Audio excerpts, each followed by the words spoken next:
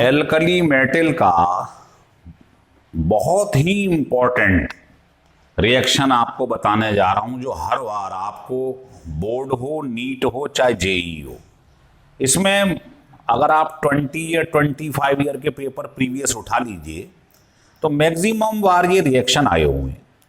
तो बहुत ही कीमती रिएक्शन है, देखिएगा। पहला तो है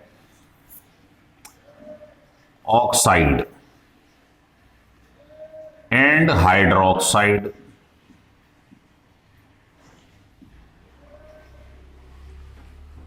और दूसरा है अमोनिया के संग अगर आपने रिएक्शन करा दिया एल्कली मेटल का तो क्या होगा। तो पहले इसको देखिए। तो देखो, आप जानते हो एल्कली मेटल होता है लिथियम, सोडियम, पोटेशियम, रुबिडियम और सीसियम। इसको हम लेते नहीं है क्योंकि फ्रोंसियम रेडियो एक्टिव होता है, इसको लेते ही नहीं है, इनको कंसीडर करेंगे हम। तो आप देखोगे एट रूम टेम्परेचर पर अगर हम देखें तो all alkali metals form normal oxide. ये नॉर्मल ऑक्साइड बनाते हैं और नॉर्मल ऑक्साइड का फार्मूला होता है M2O, है ना। 3 टाइप के ऑक्साइड मिलेंगे एल्कली मेटल में, M2O, M2O2 और MO2। ये होता है नॉर्मल ऑक्साइड, ये होता है परऑक्साइड, ये सुपर ऑक्साइड। तो 3 प्रकार के ऑक्साइड होती हैं। तो सारे एल्कली मेटल रूम टेम्परेचर पे नॉर्मल ऑक्साइड बनाते हैं, जैसे लिथियम, सोडियम, पोटेशियम, रुबिडियम और सीसियम। आपने इसका एयर पे रिएक्शन करा दिया रूम टेम्परेचर पे, तो सबका आंसर एक ही हो जाएगा। आप जानते हैं क्या, नॉर्मल ऑक्साइड। तो ये बन जाएगा M2O इस तरीके से नॉर्मल ऑक्साइड बन जाएगा रूम टेम्परेचर पे। लेकिन अगर आपने यहां पर हाई टेम्परेचर ले लिया तो क्या होगा, लिख लो पहले से।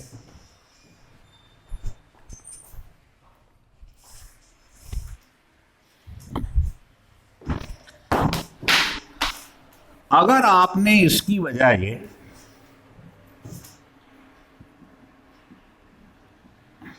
एक्सेस ऑफ एयर ले ली, मान लो, तो क्या होगा।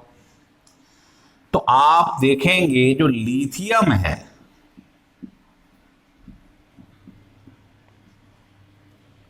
वो बनाता है नॉर्मल ऑक्साइड, और जो सोडियम है एक्सेस में ये बनाता है परऑक्साइड। परऑक्साइड का फार्मूला ये लिखा है। इसके अलावा जो 3 बचे हैं, ये तीनों, ये सब बनाते हैं सुपर ऑक्साइड, और सुपर ऑक्साइड का ये फार्मूला है। ये सब सुपर ऑक्साइड बनाते हैं, मतलब MO2। तो ये एक बहुत कीमती रिएक्शन है कि लिथियम एक्सेस ऑफ एयर में normal oxide M2, sodium peroxide, all other alkali metal form super oxide. ये कौन सा है, परऑक्साइड। ये नॉर्मल ऑक्साइड, और बाकी सब क्या बना रहे हैं, सुपर ऑक्साइड। तो ये पेपर में कई बार पूछा गया है, ये वाला रिएक्शन ध्यान रख लेना, लिख लीजिएगा। अब हम अगर बात करें हाइड्रोक्साइड की, जैसे ये हमारे पास लिखा है lithium hydroxide, sodium hydroxide, potassium hydroxide. तो आप जानते हैं नीचे जाने पर साइज बढ़ता है, साइज इंक्रीजेस। तो फोर्स ऑफ अट्रैक्शन का फार्मूला क्या होता है? Q1 Q2 over R square. तो बताइए फोर्स ऑफ अट्रैक्शन का साइज से क्या रिलेशन है? इनवर्सली। इसका मतलब नीचे जाने पर फोर्स ऑफ अट्रैक्शन ये क्या हो रहा है? साइज नीचे जाने पे बढ़ रहा है, तो फोर्स ऑफ अट्रैक्शन क्या हो जाएगा? कम हो जाएगा। तो इनके बीच में अगर कमजोर फोर्स लग रहा है तो पानी में डालते ही OH अलग हो जाएगा, और OH का जल्दी निकलना क्या कहलाता है? Basic character. तो इसमें से जल्दी, चूंकि फोर्स ऑफ अट्रैक्शन इसका लीस्ट है, इनके अंदर नीचे जाने पे कम होता जा रहा है, तो फोर्स ऑफ अट्रैक्शन कम है तो ये आसानी से OH को छोड़ देगा। इसका मतलब नीचे जाने पर बेसिक करेक्टर क्या हो रहा है? बढ़ता जा रहा है। तो आपका ऑर्डर ऑफ बेसिक करेक्टर जो कई बार पेपर में पूछा गया है वो हो जाएगा ये सीसियम हाइड्रोक्साइड, उसके बाद rubidium hydroxide, potassium hydroxide, sodium hydroxide और लिथियम हाइड्रोक्साइड। समझ में आ गई बात? फिर समझ लो, नीचे जाने पे साइज इंक्रीज, एक्स्ट्रा शेल जुड़ते जाते हैं। फोर्स ऑफ अट्रैक्शन का ये फार्मूला है। तो बताइए फोर्स ऑफ अट्रैक्शन का साइज से क्या रिलेशन है? रेडियस से इनवर्सली। तो नीचे जाने पे साइज बढ़ रहा है तो फोर्स ऑफ अट्रैक्शन कम होगा, तो इनके बीच में फोर्स कम लग रहा है, तो बताइए ये इसको आसानी से अलग कर देगा OH को। तो बेसिक करेक्टर का मतलब ही क्या होता है? Tendency to lose OH ions. जितनी जल्दी OH निकल जाए उतना ज्यादा बेसिक करेक्टर है। तो इसमें जल्दी OH निकल जाएगा क्योंकि फोर्स ऑफ अट्रैक्शन कम है इसका। तो आप ये भी कह सकते हो फोर्स ऑफ अट्रैक्शन जो है इसका बेसिक करेक्टर से क्या रिलेशन हो गया? तो जितना बड़ा साइज उतना ज्यादा बेसिक करेक्टर। हो गया क्लियर? यही चीज आप देखोगे एल्कलाइन अर्थ मेटल में हो जाती है ना। जैसे कोई आपसे एल्कलाइन अर्थ की बात करे मान लो, तो वो क्या होता है बताइए? BSRB। तो यही सीक्वेंस इसमें लग जाएगा। नीचे जाने पे साइज बढ़ रहा है, बेसिक करेक्टर बढ़ता चला जा रहा है।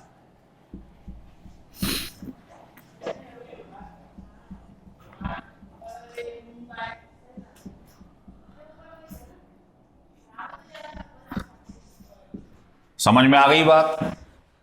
तो यही सीक्वेंस इसमें काम करता है। तो ये हमने पढ़ा ऑक्साइड और हाइड्रोक्साइड के बारे में। अब हम आपको इसका दूसरा रिएक्शन समझाते हैं कि अगर इसको अमोनिया सॉल्यूशन में डाल दिया जाए तो क्या होगा। तो लिख लो, सॉल्यूशन इन एक्वस अमोनिया। अगर एल्कली मेटल को इसमें डाल दिया जाए, इस पे बहुत क्वेश्चन बनते हैं, लिख लीजिएगा।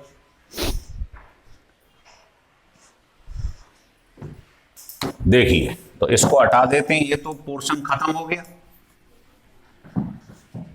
तो देखिए, अगर आपने किसी एल्कली मेटल को, मैंने M मान लिया है, इसको आपने अमोनिया में डाल दिया, बहुत ही इंपॉर्टेंट रिएक्शन। तो क्या बन जाएगा?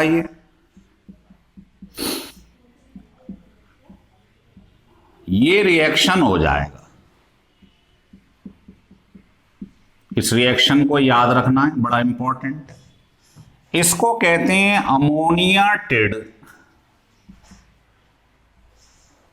क्या है ये? कैटाइन। और ये कहलाता है अमोनिया टिड इलेक्ट्रॉन। इसमें इलेक्ट्रॉन दिखाई दे रहा है। तो आप जानते हो जो कंडक्टिविटी होती है ऑफ सॉल्यूशन, तो कंडक्टिविटी होती है आयंस की वजह से, तो दोनों की वजह से होगी। Produce both by ammoniated cation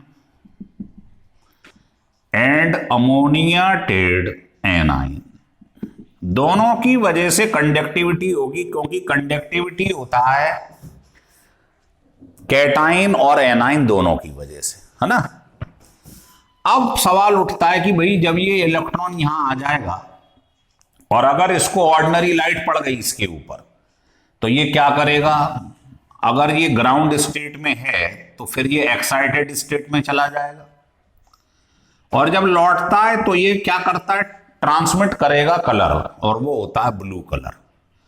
तो उसकी वजह से ये सॉल्यूशन जो बनेगा ये ब्लू कलर का दिखाई देता है। तो आप कहेंगे blue colour of solution due to, ये किसकी वजह से हो रहा है? इसकी वजह से। इसकी वजह से नहीं, क्योंकि इलेक्ट्रॉन ही तो जाएंगे ग्राउंड स्टेट से ऊपर और फिर वहां से वापस लौटते हैं, पढ़ा है आपने एटॉमिक स्ट्रक्चर में, तब वो कलर रेडिएट करती हैं। तो ये किसकी वजह से है? अमोनियाटेड इलेक्ट्रॉन की वजह से। यही चीज पूछी जाएंगी पेपर में। कंडक्टिविटी किसकी वजह से है? ब्लू कलर किसकी वजह से? अब आप बताइए इलेक्ट्रॉन कैसा है? अनपेयर्ड। तो इसकी वजह से इसका बिहेवियर पैरामैग्नेटिक हो जाएगा। ड्यू टू किसकी वजह से? यही अमोनियाटेड इलेक्ट्रॉन्स। तो इसकी वजह से होता है क्या?